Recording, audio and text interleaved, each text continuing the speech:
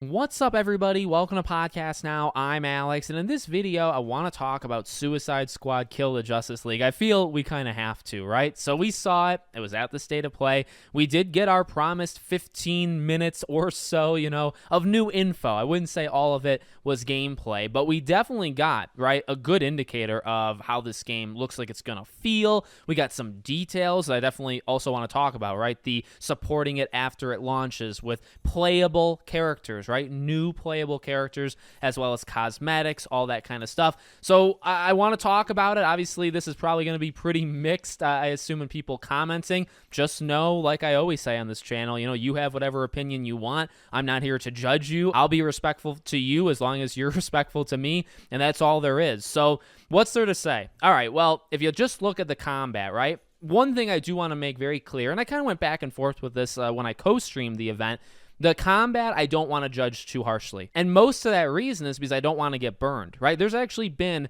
quite a few examples of combat. I would say some that I've been on one side, some I've been on the other side. Let me give you a couple of examples. Guardians of the Galaxy did not, for me, it did not look good, the combat. And I was pretty harsh on it leading in. Game comes out, guess what? Combat's fine. I wouldn't say the combat was spectacular, but the combat was nothing to worry about. I would say another side is Hogwarts Legacy. I had defended the combat for Hogwarts Legacy, but people were still skeptical. Game comes out, combat's actually one of the best parts, I think, easily, of Hogwarts Legacy. Time after time after time, people can be wrong, specifically for gameplay, because it's more of, I would argue, a feel thing than anything else. Now, to be fair to all sides, though, that doesn't mean you can't judge anything, right, about what we saw. Absolutely not. I do think you can judge. The one thing I would say, in terms of the floatiness of the characters, right, how they're all constantly moving, there's a sense of that I actually like. I kept referencing Sunset Overdrive. It reminds me of it without going all the way. Now, I would kind of prefer games to go all the way, but it does give me a little bit of those vibes. But I think the gameplay could work. I really do. Again, I don't think it looked fantastic at all. I don't think it looked god-awful. I would say it probably looked more negative to me than positive, like for sure. But again, I don't want to be burned. I really don't. Because I do think the gameplay could be surprisingly fine, maybe to some surprisingly, right?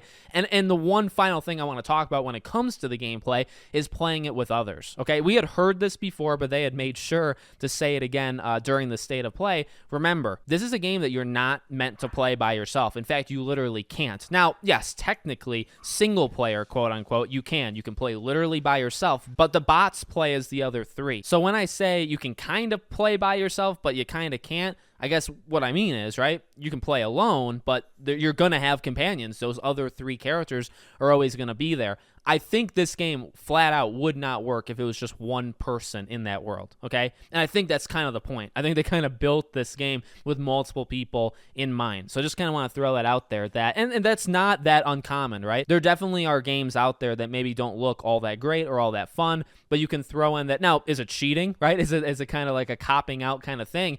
Can you throw in the extra tidbit where you say, well, the multiplayer, if you play with other people, maybe it helps the game play out. I think this is an example of that, where if the gameplay isn't good, I could still see it in a way being saved by the fact that you can play it with more than one person. Now, in terms of everything else, I will say I feel like there was a little hint of the Rocksteady, touch of the story. When Diana is lassoing the Flash and, she's saying, like, what do you have to do? You have to kill us, otherwise, there's no other way.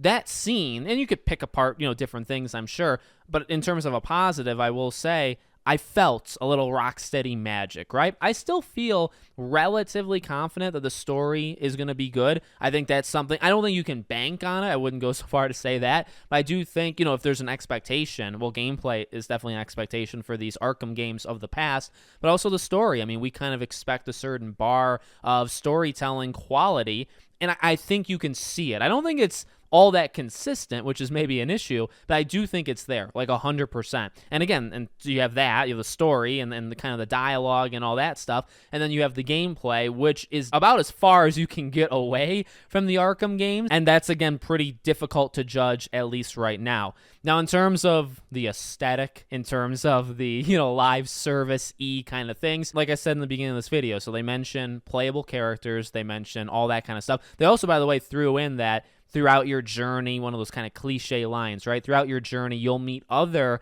I think they said heroes and villains. I don't think they just said villains because, they showed Penguin again. So do we see more Arkham? We had this talk actually last week in a video, right? Is there more Arkham villains coming for this game? Are they the villains they're talking about that are kind of scattered throughout the world? Maybe, right? So you had all that. Now, that side of things, how do I feel? That, again, is difficult to judge for sure because, battle passes and all that stuff can easily go a certain direction that's not all that great, but we really don't know how that's going to be implemented. Now, I'm not a fan of the menu being very Call of Duty like, right, which we saw from the leak, and the menu is that. Not a fan of it basically looking like COD. All obviously of the guns and the builds, and they all have their own kind of stats. I'm not a fan. We knew this was a shooter, right? Or at least if you didn't know, you certainly know now. But those that kind of really paid attention, we knew this was going to be a shooter.